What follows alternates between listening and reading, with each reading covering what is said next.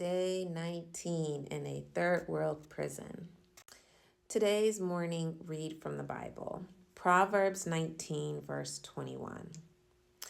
People can make all kinds of plans, but only the Lord's plan will happen. My prayer to God. Please, God, protect my daughter and protect me. I am having nightmares all night now. All night, every night. I'm getting worried. I feel like something isn't right about my case here in Belize. I provided evidence of domestic violence as well as other significant evidence to immigration. And I've also shared that I am the sole legal parent to my daughter. God, please end this nightmare. I haven't had clean drinking water now in 4 days. So at this point, I'm not drinking water. I'm afraid to drink the hose water because I was told from the very beginning not to drink it, and there's no more raining water. So I've been just sipping on the hose water, but not really drinking it because I don't want to get sick. So I joined a new class. It's like a version of 12-step, but it's called something else. And I was open. I was like, yeah, sure. I don't necessarily have any addictions. Like I don't even drink alcohol. I've never tried recreational drugs. So in my mind, I didn't necessarily need anything for addiction, but I thought there's definitely things that I could learn. So I joined the group. And so there was this curriculum we were following.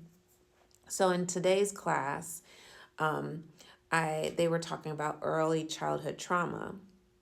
And they were talking about how verbal, physical, as well as sexual trauma leaves an imprint on a child's life when they are abused. As children, it impacts their adulthood. Early childhood trauma increases the risk of addiction, poor behavior, and other issues into adulthood. I began crying in the class. This is a consistent theme here. I cried in the previous day's class, and I'm crying in today's class. I began to cry because I've been fighting since I got pregnant to protect my daughter. I knew pretty soon after I got pregnant, my hopes that things would get better, it wasn't going to happen. Everything I've done since I got pregnant has been geared towards keeping my daughter and I safe. I feel like I failed her. My abuser, his family, the court system, they've all failed us. No one seems to be protecting us. Listening to today's lecture on the root cause of addiction, criminal behavior, and other issues in one's life that can be found from childhood experiences shakes me to my core. Let go, let God take the wheel, Julia. I'm alarmed by the anger issues from people that have been given privileges.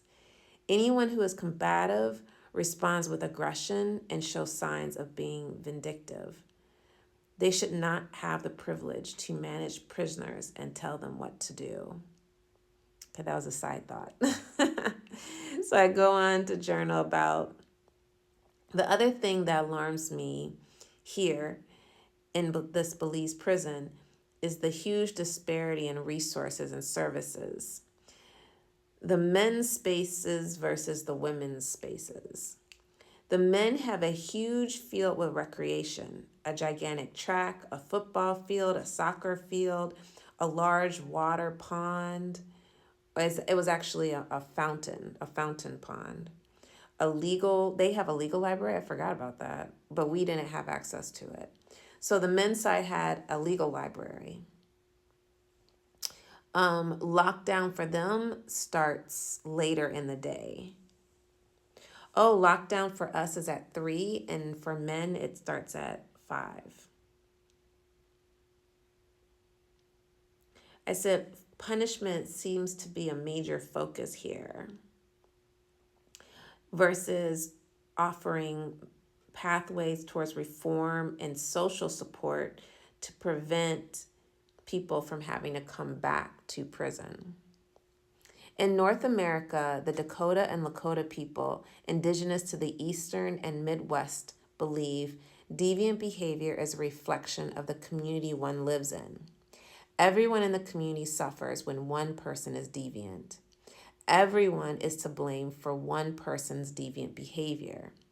It's the job of the community to provide support and protect each other. Deviance is a sign the community is not providing the protection and support needed. When one person is deviant, the whole community gets involved. Each community member shares how the deviant person hurt them.